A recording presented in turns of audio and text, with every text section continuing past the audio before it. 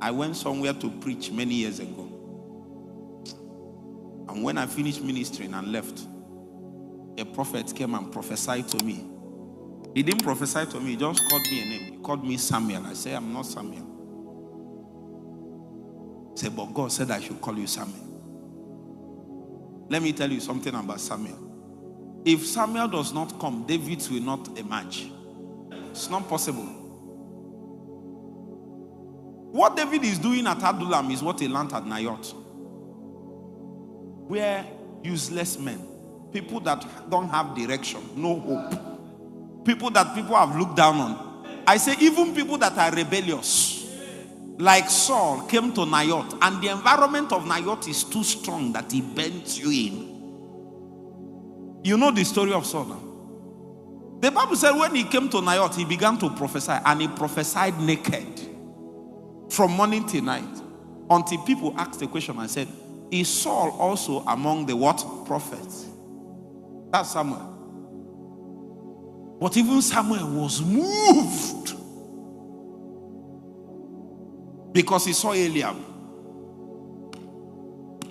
He came out with a big chest. You know what Samuel said?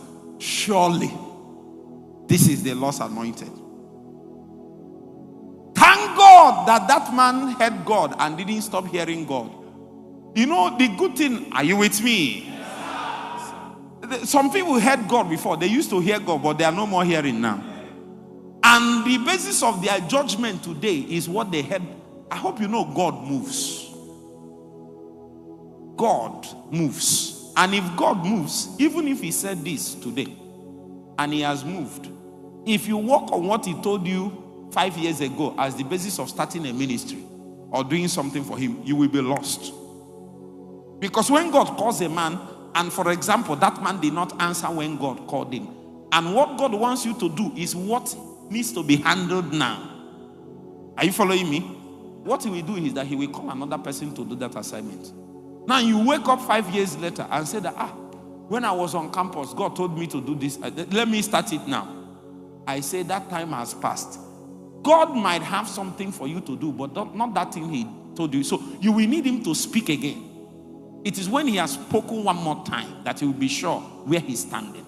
So when Samuel appeared, he saw Eliab and said, behold, the Lord's anointed. God spoke again from the heaven. And thank God, Eliab was living his life and obeying the secret demands of God and receiving instructions in the secret place. That before Samuel came. That means in the daily life of Eliab, unbeknownst to him, he is being tested. And as he was, are you following now?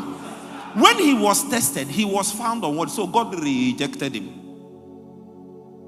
There is a difference between I didn't choose him and I rejected him. That means to reject something means we have subjected it to test and it didn't pass, so we rejected it. It is not that we didn't choose it. If you say, if it is we didn't choose him, it means that it's favoritism. That we just look, who amongst us? No. There is a particular kind of people. There is a particular kind of life. There is some things you give yourself to. Are you with me? Can I tell you something? Men don't choose mantles. Mantles choose men. Let me tell you what it means. Are you with me? If you see a man living like Elijah lived, even if he says his name is John the Baptist, Jesus came and said that this is that Elijah that is to come.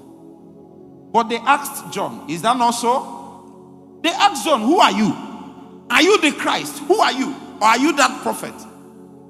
John said, I'm just the voice of one. Meanwhile, according to Jesus, this is that Elijah. So even if John said that I'm not Elijah, there is a kind of life. When the spirit of Elijah fell on John, he began to eat the same thing that Elijah eats. Began to dress like him. Began to speak like him. Began to move like him. And they are thousands of years apart. Yet something fell on him. Are you following me now? Are you with me now? So that means if a man is looking for a mantle, what he does is to begin to live the kind of life that the man that wore it is living. Begin to test after the same thing he's testing after. Begin to live his kind of life. Begin to pray his kind of prayers. Begin to pursue his kind of pursuit. There is no need to say the mantle of this person, or, sometimes people go everywhere. they go, you can even go. I know there are mountains in Ghana. You say, the mantle is in your secret place. That's where to find it. Because nobody is seeing David. No eye was seeing him. In fact, he was in the backsides of the desert. He was training the sheep. He was forgotten. Because they later asked, are you with me? They later asked Jesse, bring another of your children, and he brought Shammah. Bring another. He kept bringing them. And God kept saying, I've rejected. That means he had been testing them, he didn't know. Yes, now. When God told you to fast 6 to 6, say, you shop the food. What you didn't know is that you were tested. That's when you are being tested. It's not on the stage. It's not in the open. There are people that when they now hold the mic, when they will say, Lord, defend your name, God will not defend any name. Instead of God to abandon his precepts and patterns, it is better for his ark to be taken. Are you with me? Yes, sir. The center of the civilization of God's kingdom is the glory, is the ark. But he was willing for the ark to be carried away. Just because a set of people violated his patterns and principles. It is that serious. The ark was taken by the Philistines. The ark was still potent, just that God refused to be potent in the hands of the people that has violated his ways, his pattern. And that was why when Moses was building, he said, be careful. Make sure you build according to what pattern? Because the things that we see in the natural are supposed to be representations of the things held up in the spirit.